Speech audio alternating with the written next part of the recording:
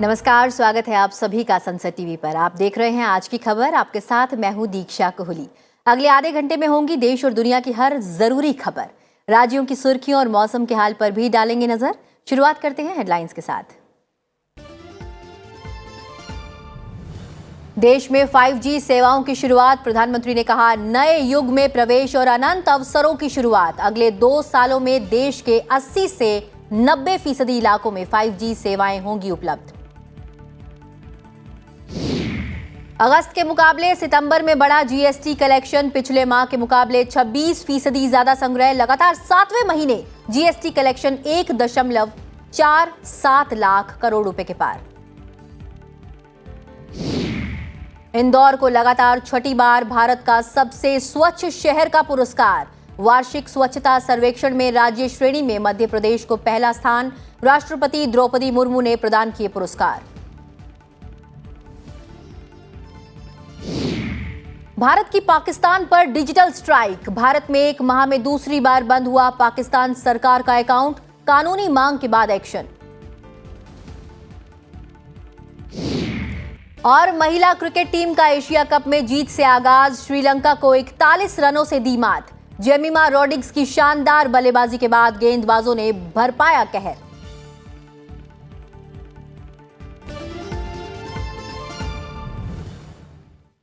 और अब नजर डालते हैं कुछ अन्य मुख्य समाचारों पर।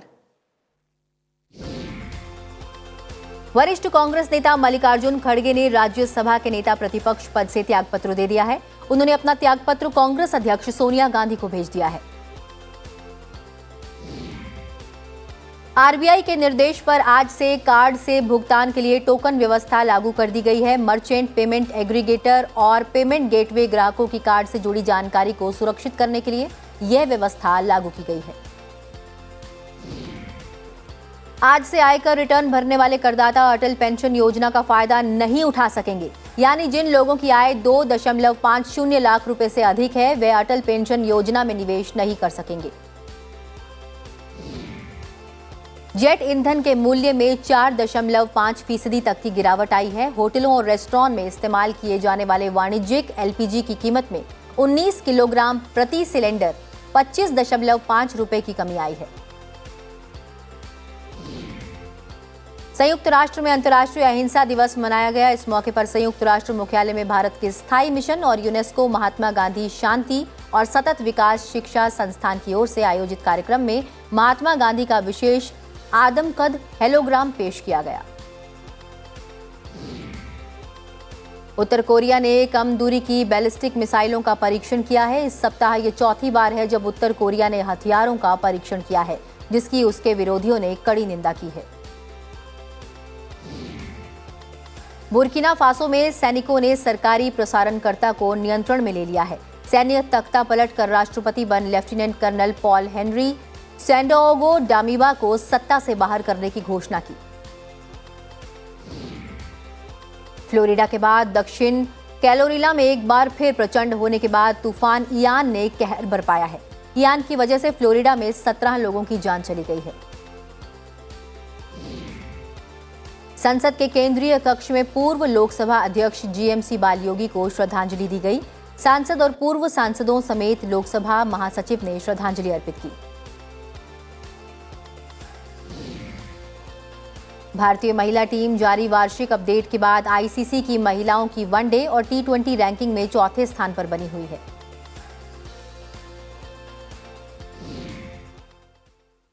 और अब खबरें विस्तार से। प्रधानमंत्री नरेंद्र मोदी ने आज दिल्ली में प्रगति मैदान में आयोजित कार्यक्रम से 5G सेवाओं की शुरुआत की। 5G तकनीक से इंटरनेट की गति तेज होगी, कवरेज का दायरा बढ़ेगा और संपर्क अधिक भरोसेमंद तरीके से किया जा सकेगा। इससे ऊर्जा, स्पेक्ट्रम और नेटवर्क की कुशलता भी बढ़ेगी। इस मौके पर प्रधानमंत्री ने कहा कि 5G सेवा की शुरुआत दूरसंचार उद्योग की ओर से 130 करोड़ भारतीयों के लिए ये उपहार स्वरूप है। ये एक नए युग में प्रवेश और अनंत अवसरों की शुरुआत है। उन्होंने कहा कि 2G, 3G और 4G सेवाओं के दौर में भारत तकनीक के लिए अन्य देशों पर निर्भर था, लेकिन 5G सेवा की शुरुआत कर देश ने एक नया इतिहास रच दिया है। उन्होंने ये भी कहा कि 5G सेवाओं के साथ पहली बार भारत दूरसंचार तकनीक में एक वैश्विक मानदंड तय करेगा। आज का है ऐतिहासिक अवसर एक राष्ट्र के तौर पर, भारत के एक नागरिक के तौर पर हमारे लिए नई प्रेरणा लेकर आया है। क्यों ना हम इस 5G टेक्नोलॉजी का उपयोग करके भारत के विकास को अभूतपूर्व गति दें। क्यों ना हम इस 5G टेक्नोलॉजी का इस्तेमाल करके अपनी अर्थव्यवस्था को बहुत तेजी से विस्तार दें। क्यों ना हम इस 5G टेक्नोलॉजी का इस्तेमाल करके अपनी प्रोडक्टिविटी में रिकॉर्ड वृद्धि करें। प्रधानमंत्री नरेंद्र मोदी ने दूरसंचार क्षेत्र से संबंधित इंडिया मोबाइल कांग्रेस 2022 प्रदर्शनी का उद्घाटन किया। प्रगति मैदान में आयोजित इस प्रदर्शनी में विभिन्न दूरसंचार सेवा प्रदाताओं और प्रौद्योगिकी कंपनियों ने अपने पेवेलियन लगाए हुए हैं। इसमें खास तौर से जोर 5G प्रौद्योगिकी और उससे जुड़ी सेवाओं पर दिया गया। डिजिटल इंडिया कार्यक्रम के बारे में प्रधानमंत्री ने कहा कि यह कार्यक्रम विकास की एक वृहद संकल्पना को समेटे हुए है और इसका उद्देश्य ऐसी तकनीक को आम लोगों तक पहुंचाना है जो लोगों के लिए उपयोगी हो और जो लोगों को परस्पर जोड़ सके। प्रधानमंत्री ने कहा कि डिजिटल इंडिया की सफलता डिजिटल उपकरण, डिजिटल कनेक्टिविटी, डिजिटल लागत और डिजिटल फर्स्ट के दृष्टिकोण पर निर्भर करेगी और सरकार ने इन चारों पहलुओं पर ध्यान दिया है। आज भारत मोबाइल फोन उत्पादन करने में दुनिया में नंबर 2 पर है। इतना ही नहीं, जो कल तक हम मोबाइल इंपोर्ट करते थे, आज हम मोबाइल एक्सपोर्ट कर रहे हैं, दुनिया को बेच रहे हैं। इस बीच केंद्रीय संचार, इलेक्ट्रॉनिक्स और सूचना प्रौद्योगिकी मंत्री अश्विनी वैष्णव ने कहा कि कोशिश रहेगी कि अगले 2 वर्षों में देश के 80 से 90% इलाकों में 5G सेवा उपलब्ध हो। BSNL भी अगले वर्ष 15 अगस्त के आसपास भारत में निर्मित 5G सेवा शुरू करेगा। 5G से स्वास्थ्य, कृषि, शिक्षा क्षेत्र को सबसे ज्यादा फायदा होगा। अगले 6 महीने में जो कि फेज 1 कहा जाता है, उस फेज 1 में 6 महीने में कम से कम 200 से ज्यादा शहरों में 5G सर्विसेज अवेलेबल होगी। न केवल शहरों में बल्कि कस्बों में और ग्रामीण क्षेत्रों में भी 5G की सर्विसेज उपलब्ध होगी। केंद्र सरकार ने नागालैंड और अरुणाचल प्रदेश के 12 जिलों में सशस्त्र बल विशेषाधिकार कानून अफस्पा के तहत अशांत क्षेत्र का दर्जा और 6 महीने के लिए बढ़ा दिया है। पूर्वोत्तर के इन दोनों राज्यों के अन्य 5 जिलों में आंशिक रूप से यह कानून लागू किया गया है। उग्रवादी गतिविधियों के खिलाफ सशस्त्र बलों के अभियान को जारी रखने के लिए यह निर्णय लिया गया है। गृह मंत्रालय से जारी अधिसूचना में बताया गया है कि 9 जिलों दीमापुर, न्यूलैंड, चुमोकेदिमा, मॉन किफायर, नालकेल, फेक, पेरेन और जुए हेबोतो और नागालैंड के अन्य 4 जिलों कोहिमा, मोकोचुंग, लंगलेंग और वोखा के 16 पुलिस थाना क्षेत्रों में सशस्त्र बल विशेषाधिकार कानून आज से और 6 महीने के लिए बढ़ा दिया गया है। नागालैंड में 16 जिले हैं जबकि अरुणाचल प्रदेश में 26 जिले हैं। केंद्रीय गृह मंत्री अमित शाह ने 31 मार्च को असम, नागालैंड और मणिपुर में 1 अप्रैल से यह कानून लागू करने की घोषणा की थी।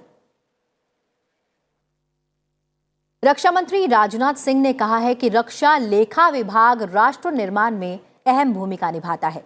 उन्होंने कहा कि रक्षा मंत्रालय को इस वर्ष के बजट में 5,25,000 करोड़ रुपए आवंटित किए गए हैं।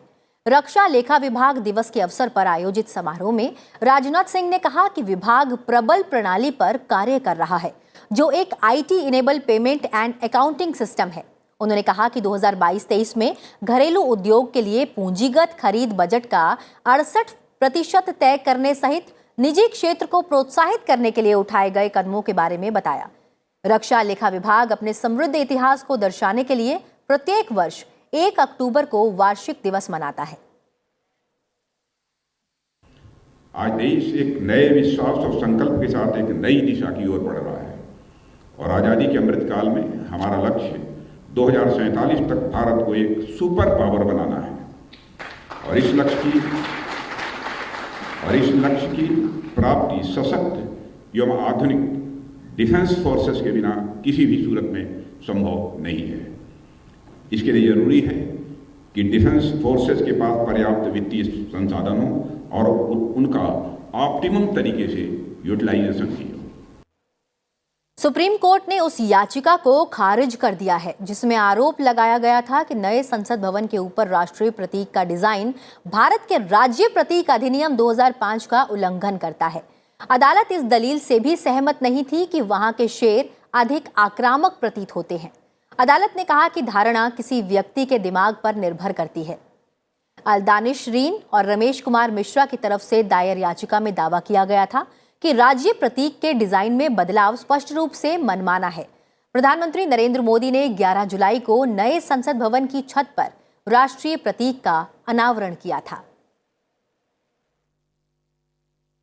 कांग्रेस अध्यक्ष पद के चुनाव के लिए झारखंड के पूर्व मंत्री KN त्रिपाठी ने नामांकन पत्र को खारिज कर दिया गया है, जिससे अब पार्टी के नेताओं मल्लिकार्जुन खड़गे और शशि थरूर के बीच सीधा मुकाबला होगा।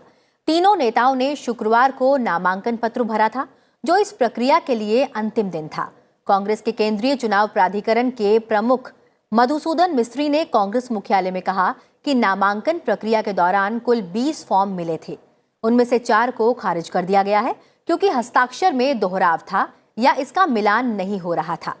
मल्लिकार्जुन खड़गे ने 14 फॉर्म भरे थे, जबकि शशि थरूर ने 5 और त्रिपाठी ने 1 फॉर्म भरा था। नामांकन वापस लेने की अंतिम तिथि 8 अक्टूबर है और उम्मीदवारों की अंतिम सूची उसी दिन शाम 5 बजे जारी की जाएगी। अगर जरूरत पड़ी तो मतदान 17 अक्टूबर को होगा। मतों की गिनती 19 अक्टूबर को होगी और उसी दिन परिणाम भी घोषित किया जाएगा। 2 कैंडिडेट श्री मल्लिकार्जुन खड़गे और शशि थरूर जी, ये 2 के बीच में अब सीधी फाइट है। सीधे चुनाव में खड़े हैं 2 उम्मीदवार। एक उम्मीदवार जो झारखंड से थे, उनका फॉर्म रिजेक्ट हुआ है। केंद्र सरकार के वार्षिक स्वच्छता सर्वेक्षण में इंदौर को लगातार छठी बार भारत के सबसे स्वच्छ शहर के रूप में स्थान दिया गया है। वहीं मध्य प्रदेश को राज्यों में पहला स्थान मिला है।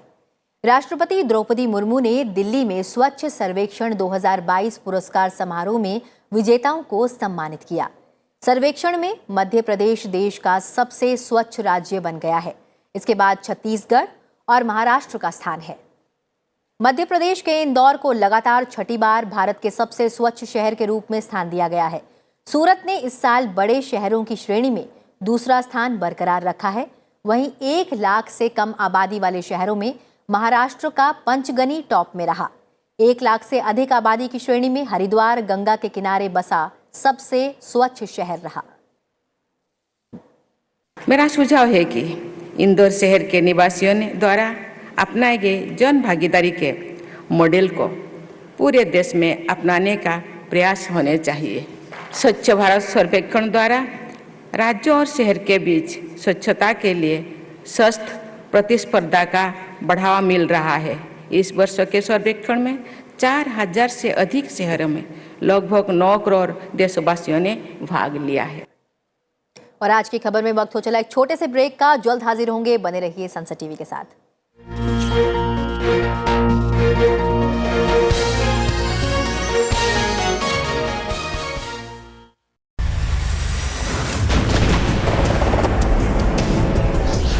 Any country which buys BrahMos, or for that matter any other missile, they are in your customer book for at least 30-40 years. War scenario is low intensity conflicts like what is happening in Jammu and Kashmir, jungle warfare. So if he has to survive in urban warfare, you need to first save our soldiers. Allow soldiers to engage terrorists and insurgents without coming into frontal contact with them, a particular angle where you can preempt the intentions of the terrorists and the insurgents.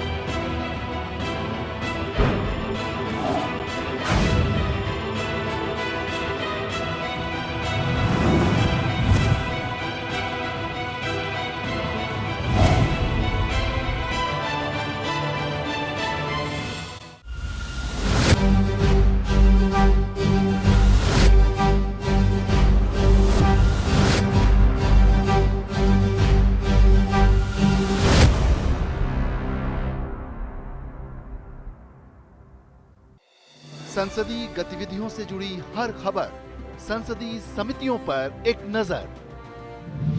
राष्ट्रपति, उपराष्ट्रपति, प्रधानमंत्री और लोकसभा अध्यक्ष के प्रमुख कार्यक्रम, संसदीय प्रशिक्षण की खबरों का साप्ताहिक ब्यौरा। पार्लियामेंट दिस वीक, हर शुक्रवार शाम 6:30 बजे।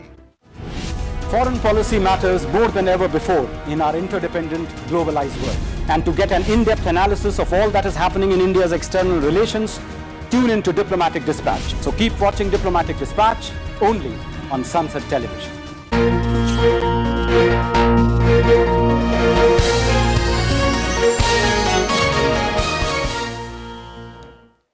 ब्रेक के बाद स्वागत है आप सभी का। आप देख रहे हैं आज की खबर। बढ़ते हैं आगे और बात करते हैं राज्यों से जुड़ी हुई खबरों की।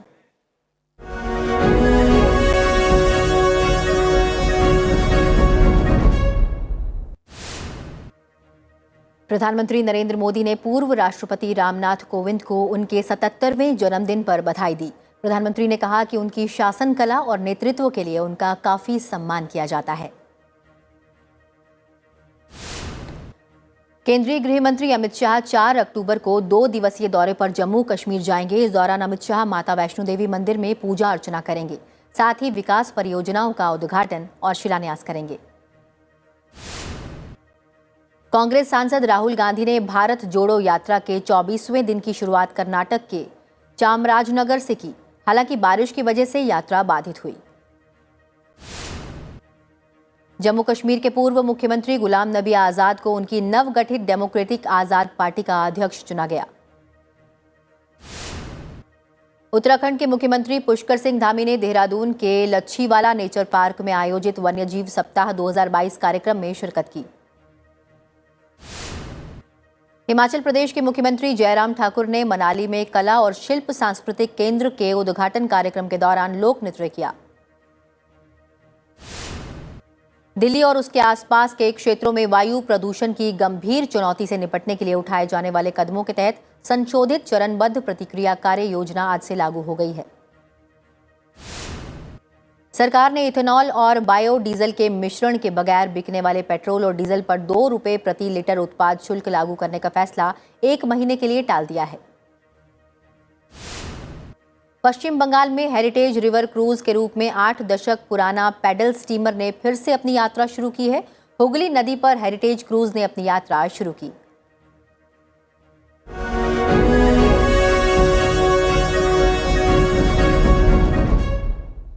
हिमालय क्षेत्र में आज हिमस्खलन हुआ। राहत की बात यह रही कि हिमस्खलन से केदारनाथ मंदिर को कोई नुकसान नहीं पहुंचा है।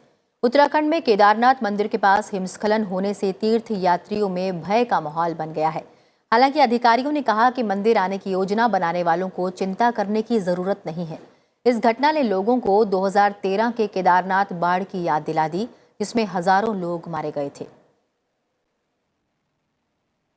सितंबर में जीएसटी संग्रह 26% बढ़कर 1.47 लाख करोड़ रुपए से अधिक हो गया। वित्त मंत्रालय ने इस बात की जानकारी दी है। बता दें कि सितंबर 2022 में सकल जीएसटी राजस्व 1,47,686 करोड़ रुपए रहा। यह लगातार 7वां महीना है जब जीएसटी संग्रह 1,40,000 करोड़ से अधिक रहा है।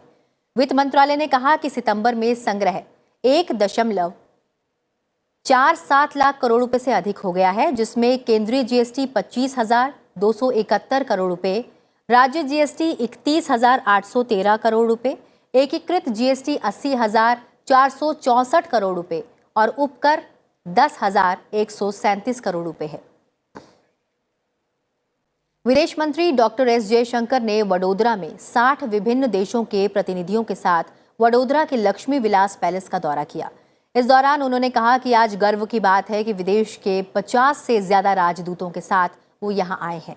नवरात्रि के अनुभव के लिए वडोदरा में राजदूतों और उच्चायुक्तों को देखकर अच्छा लगा। आज वे वडोदरा में समय बिताएंगे, कल वे केवड़िया जाएंगे, शाम को वे सांस्कृतिक कार्यक्रम में भी जाएंगे। उनमें काफी उत्साह है, वे गुजरात की उन्नति देखना चाहते हैं।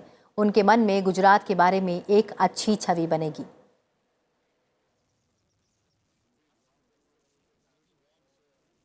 और अब खबरें अंतर्राष्ट्रीय जगत से।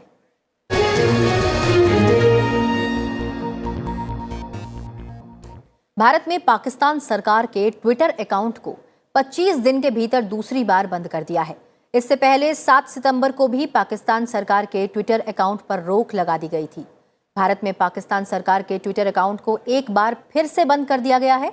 इसका मतलब ये हुआ कि अब भारत में पाकिस्तान सरकार का ट्विटर अकाउंट नहीं खुलेगा। भारत सरकार की कानूनी मांग के बाद ट्विटर इंडिया ने यह कदम उठाया है।